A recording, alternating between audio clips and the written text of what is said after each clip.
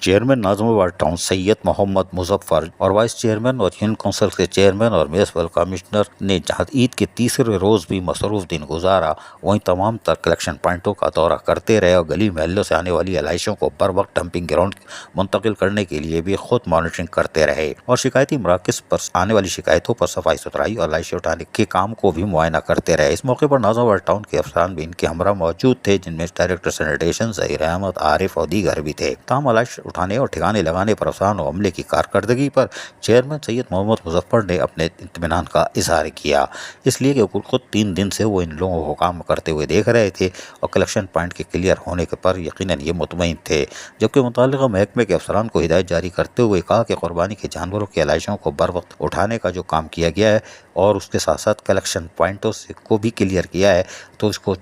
تیسرے اور آخری دن بھی چونے کے چھڑکاؤ کے ساتھ ساتھ اسپرے مہم کو یقینی بنایا جائے تاکہ عوام کو ایک صاف ستھرا ماحول فراہم کیا جائے، اور چوتھے دن جب لوگ گھروں سے اب آ رہے اپنے دفاتروں میں روز کے معمول پہ کام جائیں تو ان کو احساس ہو کہ ناظم آباد ٹاؤن میں جیسے قربانی ہوئی نہیں۔ اتنا صاف ستھرا ماحول فراہم کرنا صرف اس بات کی نشاندہی ہوگی کہ افسران نے جس محنت اور لگن سے کام کیا ہے وہ صرف اہلیان ناظم آباد ٹاؤن کو جو دعویٰ ہم نے کیا تھا سہولیات کی فراہمی کا، اس میں یقینی طور پر ہم کامیاب ہوئے ہیں۔ عید الاضحیٰ کے تینوں روز سندھ سالٹ ویسٹ مینجمنٹ بوجھ اور ناظم آباد ٹاؤن کا عملہ اپنے اپنے مقرر کردہ علاقوں میں علائش کو اٹھانے میں رات دن مصروف رہا، اور یقینی طور پر chairman Syed Muhammad Muzaffar, vice chairman Nauman Siddiqui, municipal commissioner Iqtidar Ali Jafri, director sanitation Zaheer Ahmed سمیت بلدیاتی افسران اور خصوصاً سینیٹری ورکرز نے جس دل جمعی سے کام کیا تو اہلیان ناظم آباد ٹاؤن کو صاف ستھرا ماحول میسر آیا۔ عزیز عارف، KBS بلدیاتی نیوز کراچی۔ ایسی ہی خوبصورت ویڈیوز فیوچر میں حاصل کرنے کے لیے ریڈ بٹن پر کلک کر کے اور بیل آئیکن کو پریس کر کے ہم سب کے سبسکرائبر بننا مت بھولیے۔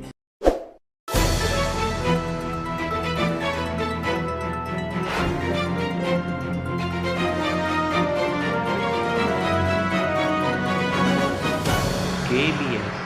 بلدیاتی نیوز۔